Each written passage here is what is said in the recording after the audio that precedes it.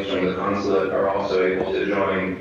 My apologies for not being able to join in person, but one of the advantages that we have that we're learning from this era of COVID is that we can do some things virtually.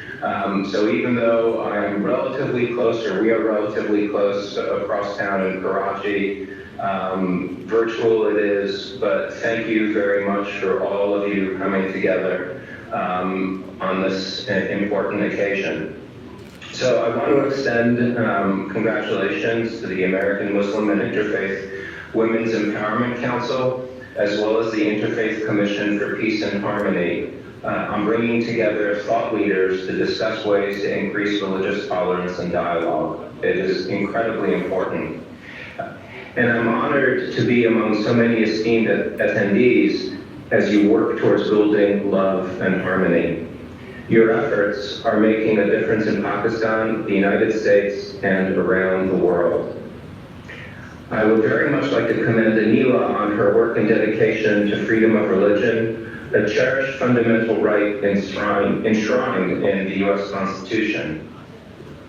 As a Pakistani American, she's building bridges of understanding not only between our religious communities, but also between our two countries and our two peoples on so many different levels. Just like Anila, the many, many Pakistani Americans in the United States add to the diversity and vibrancy of our great country. They are leading our efforts to fight COVID-19. They play a pioneering role in vaccine development, and they serve as frontline healthcare workers. They create jobs as entrepreneurs and business owners. They risk their lives as first responders. They teach in our schools. They serve as dedicated public servants across the nation and in Washington in many, many roles, including in the executive branch, and play a leading role in our ongoing struggle for racial equality, social justice, and interfaith harmony. I need to emphasize tonight that the United States is deeply committed to promoting and protecting the universal freedom of religion. The ability to practice one's faith freely goes to the heart of what it means to be human. It is a key element of an open and stable society and forms the cornerstone of a vibrant democracy. Where freedom of religion is promoted, economic opportunity grows, security increases, and people flourish. The United States also is partnering to protect minority rights as a bulwark against increased religious intolerance. Pakistan has made progress with laws to protect transgender persons and restrict child marriage and trafficking in persons as some examples. However, there needs to be more consistent application of those laws. The United States has provided millions of dollars to support training programs for law enforcement, the judiciary, and to the legal community to help build awareness about the laws that protect minority rights.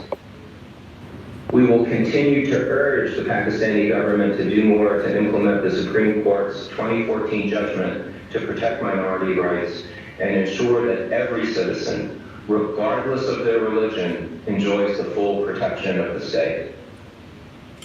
I am very proud of our support for the rehabilitation of the Roundtable temple here in the Sindh on Manora Island.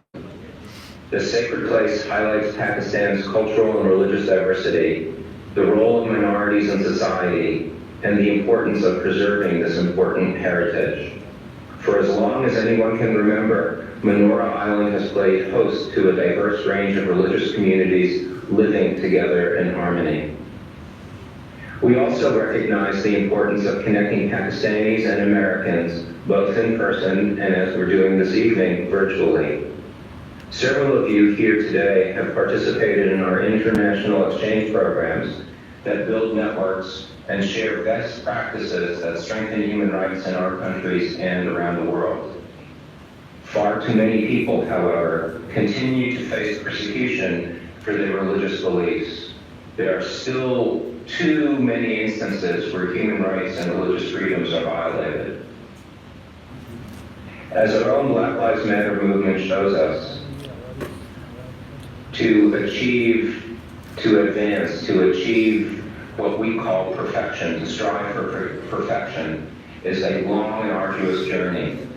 Decency, civility, mutual respect, and human rights are core American values.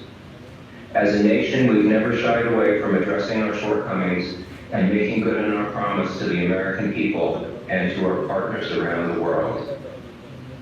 So, in the day after our 4th of July, I think it's important to emphasize on our country's birthday, in the United States birthday, that none of us alone have the answers. Where there are opportunities to strengthen information sharing and increase understanding with our beloved partners, we will pursue them. Your efforts are an inspiration to all of us, and I look forward to hearing from all of you. Bahut shukriya. Thank you. Thank you, Honorable Consul General. And we have a special surprise. Actually, Allama Sahab has a special surprise for you for